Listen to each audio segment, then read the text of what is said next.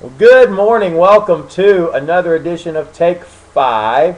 It is Tuesday, May 2nd, 2011. You see, I got my shirt on. Never give up. 2 reasons. I'm wearing the shirt number 1. My man John Cena never gave up and won the WWE Championship last night, defeating The Miz and John Morrison in a steel cage in Tampa, Florida. Number 2, our president and our military never gave up and killed Osama bin Laden yesterday in Pakistan. So, never give up. And I'm proud of those guys. So I salute John Cena, I salute our military, and I salute President Obama.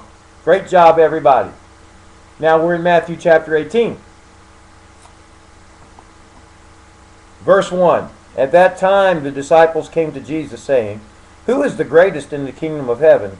And calling to him a child, he put him in the midst of them and said, "Truly I say to you, unless you turn and become like children, you will never enter the kingdom of heaven. Whoever humbles himself like this child is the greatest in the kingdom of heaven."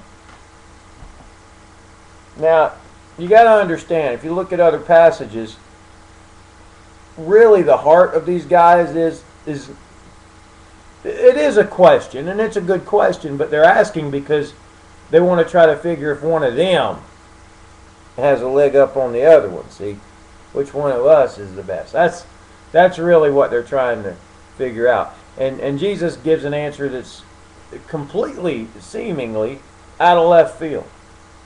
When you think of greatness, what do you think of? Ordinarily, what do we celebrate as great? Well, we celebrate things like I just talked about, like a president that accomplishes something great, like killing the number 1 terrorist in the world. Well, actually, the military did, but under his leadership. Or an athlete winning a championship. Or a CEO of a big company. Things like that we think are great.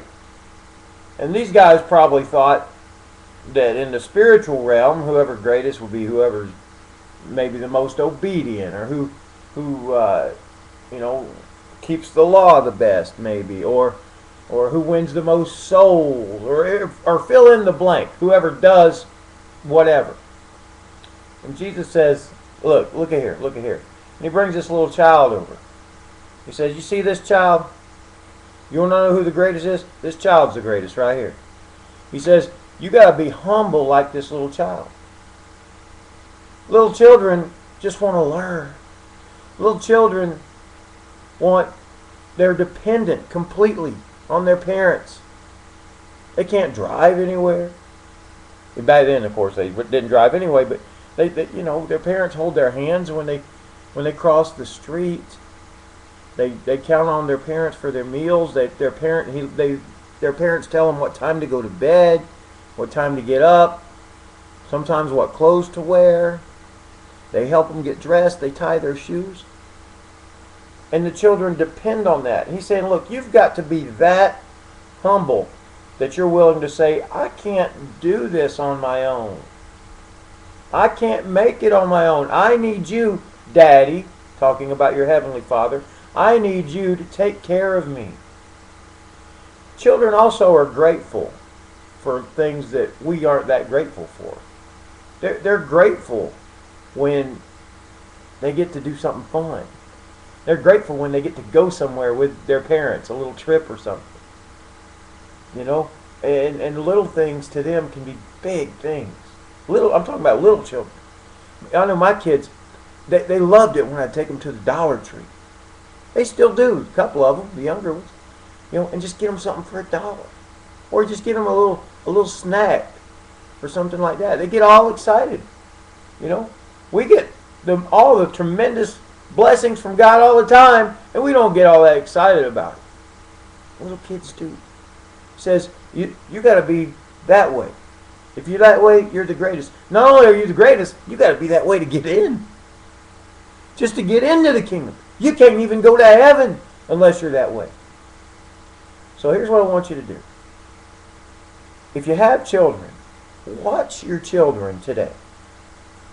And try to look at them and say, "Lord, what can I learn from my child?" And if you don't have children, I would encourage you, in your church, volunteer to teach the children. Because most likely those children will be teaching you just as much as you're teaching them. There are some practical ways we can put this into practice. But remember, you've got to become like a child. Opposite of the way we usually think. All right? Pretty self-explanatory, but hard to do. Really hard to do, isn't it? I know it's hard for me. But I love you. Thanks for watching. Come back tomorrow for the next edition of Take 5.